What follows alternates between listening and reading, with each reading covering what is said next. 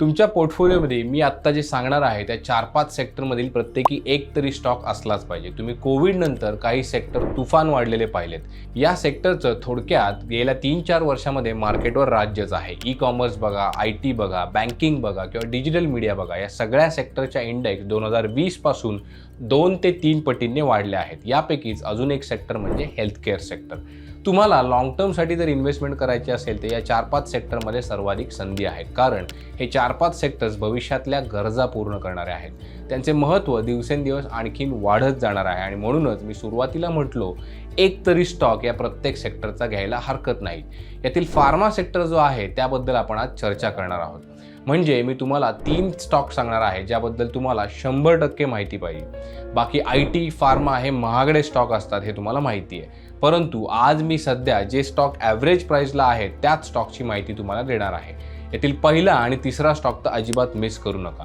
यादीतला दुसरा स्टॉक हा तुम्हाला खूप महागडा वाटू शकतो, परंतु स्टॉक तेच महाग असतात ज्यांच्यामध्ये लोकांना खूप जास्त संधी दिसत असते। त्यामुळे हे स्टॉक महाग जरी असले तरी ते दुर्लक्षित करून चालत नाही। बाकी पैसा पाणी चॅनलला सबस्क्राईब नक्की करा, कारण येत्या काळामध्ये अशा अनेक सेक्टरचं स्टॉकचं ॲनालिसिस आम्ही घेऊन येत आहोत। सुरुवात करूया सर्वाधिक चर्चेत असलेल्या फार्मा स्टॉकने, ज्याचं नाव आहे सिप्ला। सिप्ला ही भारतातली तिसरी सर्वात मोठी फार्मा कंपनी आहे। सिप्लाचं मार्केट कॅपिटल 80,000 कोटी रुपये एवढं आहे। फार्मा इंडस्ट्रीमधली सिप्ला ही खूप नावाजलेली कंपनी आहे आणि त्यांचा व्यवसाय 80 पेक्षा जास्त देशांमध्ये आहे। सिप्ला ही जगातली सगळ्यात मोठी जेनेरिक मेडिसिन बनवणारी कंपनी आहे। जेनेरिक मेडिसिन्स ही अशी औषधे असतात जी कोणत्याही ब्रँड नेम शिवाय बनवली जातात। ही औषधे ब्रँडवरून नाही तर त्यांच्यामध्ये कोणते घटक आहेत त्यावरून ती विकली जातात। वेगवेगळे ब्रँड्स हेच कंटेंट असणारी औषधे त्यांच्या ब्रँड नेम खाली विकू शकतात। जेव्हा एखाद्या मेडिसिनचं पेटंट एक्सपायर होतं तेव्हा ते जेनेरिक पद्धतीनं बनवायला सुरुवात होते, बनवलं जातं। भारतासारख्या एमर्जिंग मार्केटमध्ये सिप्ला ही दुसरी सगळ्यात मोठी एक्सपोर्टर कंपनी आहे। क्रॉनिक डिसीजेसच्या थेरपीमध्ये देखील सिप्लाचा देशामध्ये दुसऱ्या क्रमांक लागतो। सिप्लाकडे 1500 पेक्षा जास्त प्रॉडक्टचा मोठा डायव्हर्सिफाईड पोर्टफोलिओ आहे। हे प्रॉडक्ट्स बनवण्यासाठी कंपनीच्या 6 देशांमध्ये 47 मॅन्युफॅक्चरिंग फॅसिलिटीज आहेत। फायनान्शियल परफॉर्मन्सचा जर विचार केला तर डिसेंबर 2022च्या क्वार्टरमध्ये कंपनीने 808 कोटी रुपयांचा नेट प्रॉफिट नोंदवलेला आहे। हा कंपनीचा एका क्वार्टरमधला सगळ्यात जास्त प्रॉफिट आहे। मागील 5 वर्षामध्ये कंपनीचे सेल्स 8%, तर प्रॉफिटची ग्रोथ जी आहे ती 17% CAGRने झालेली आहे। स्टॉकची प्राइस सुद्धा मागील 10 वर्षामध्ये 10% CAGRने वाढताना दिसलेली आहे। कंपनीच्या मॅनेजमेंटनुसार येणाऱ्या क्वार्टर्समध्ये कंपनीचा फोकस हा इमर्जिंग मार्केट्सवर राहणार आहे। अर्थातच भारत आणि आफ्रिका खंडातील देशांमध्ये ते सगळ्यात जास्त लक्ष केंद्रित करताना दिसणार आहे। एमर्जिंग मार्केट म्हणजे अशा देशांचं मार्केट जे आत्ता सध्या विकासाच्या मार्गांवर आहेत। याशिवाय कंपनी आपल्या सर्व्हिसेसवर सुद्धा जास्त लक्ष देणार आहे। डिजिटलायझेशन वाढवण्यावर कंपनीचा भार असणार आहे। सिप्लाने जर ही उद्दिष्टे साध्य केली तर पुढील काही क्वार्टर्समध्ये त्यांचे चांगले रिझल्ट्स आपल्याला बघायला मिळू शकतात। टेक्निकली जर विचार करायचा झाला तर कोविडच्या काळामध्ये कंपनीचा शेअर अगदी 360 रुपयांपर्यंत डिप झाला होता, परंतु सध्या तो शेअर 1000 रुपयांच्या पेक्षा जास्त वर ट्रेड होतोय। म्हणजे मागील 3 वर्षामध्ये हा स्टॉक जवळपास तिप्पट झाला आहे। जर स्टॉक 1075च्या वर राहिला तर तुम्ही लॉंग टर्मसाठी नक्की विचार करू शकता। स्टॉप लॉस त्यासाठी आम्ही तरी 975 रुपयांचा ठेवू। त्यामुळे हा स्टॉक नक्की तुमच्या वॉचलिस्टमध्ये ठेवा आणि योग्य संधी जेव्हा दिसेल तेव्हा हा स्टॉक घेण्यासाठी अजिबात हरकत नाही, परंतु त्याआधी तुमच्या फायनान्शियल ॲडवायझरशी नक्की बोला। चला तर मग आपल्या पुढच्या फार्मा स्टॉककडे आता वळूयात। दुसरा स्टॉक आहे डॉक्टर रेड्डी लॅबोरेटरीज। या कंपनीची मार्केट कॅपिटल 85,000 कोटी रुपये एवढी आहे। ही कंपनी जेनेरिक मेडिकेशनवर सर्वाधिक फोकस करते। जेनेरिक मेडिसिन म्हणजे काय हे मी तुम्हाला अगोदरच सांगितलेलं आहे। कंपनी जेनेरिक मेडिसिनचे व्हर्टिकली इंटिग्रेटेड मॅन्युफॅक्चरिंग करते। व्हर्टिकल इंटिग्रेशन म्हणजे काय तर कंपनी आपले प्रॉडक्ट्स पूर्णपणे 1 to 1 मॅन्युफॅक्चर करते। मॅन्युफॅक्चरिंगमधील कोणतीही प्रोसेस कंपनी आउटसोर्स करत नाही। त्यामुळे काय होतं तर मॅन्युफॅक्चरिंग प्रोसेसेस ज्या असतात त्याची कॉस्ट कमी होते आणि त्याचा उपयोग करून हे स्वस्तामध्ये कंपनी आपले प्रॉडक्ट विकू शकते, ज्याचा त्यांना मार्केट शेअर वाढवण्यासाठी फायदा होतो। त्यामुळे ही कंपनी सातत्याने चांगला परफॉर्मन्स देताना दिसते।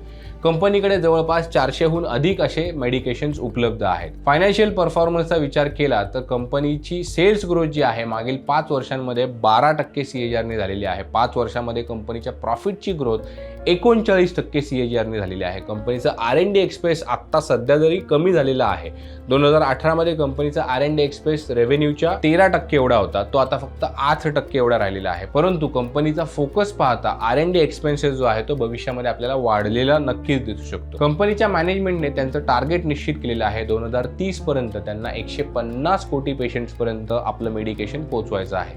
शॉर्ट टर्म मध्ये ते API आणि जेनरिक मेडिकेशनच्या माध्यमातून आपली ग्रोथ करू शकतात. लॉंग टर्म मध्ये हे टार्गेट अचीव्ह करण्यासाठी कंपनी डिजिटलायझेशन आणि D2C बिझनेसवर फोकस करणार आहे. टेक्निकल्स आता बघूयात. कंपनीचा शेअर सध्या 5100 रुपयांवर ट्रेड होत आहे. मार्च 2020 नंतर स्टॉकने जवळपास 110% रिटर्न्स दिलेले आहेत. स्टॉकचे मागील 5 वर्षांचे रिटर्न्स 17% CAGR इतके आहेत. स्टॉकला सध्या 4500 जवळ चांगला सपोर्ट आहे. हा स्टॉक तुम्हाला खूप महाग वाटत असेल तर आपण लिस्ट मधला तिसरा आणि शेवटचा स्टॉक बघूयात. तिसरा स्टॉक आहे सन फार्मा. सन फार्मा ही भारतातली सगळ्यात मोठी फार्मा कंपनी आहे. कंपनीचं मार्केट कॅपिटल 2.5 लाख कोटी रुपयांपेक्षा जास्त आहे. स्पेशालिटी फार्मास्युटिकल्सच्या बाबतीत ही कंपनी जगामध्ये 4थ्या क्रमांकावर आहे. याशिवाय सन फार्मा ही अमेरिकेमध्ये देखील 8वी सगळ्यात मोठी फार्मा कंपनी आहे.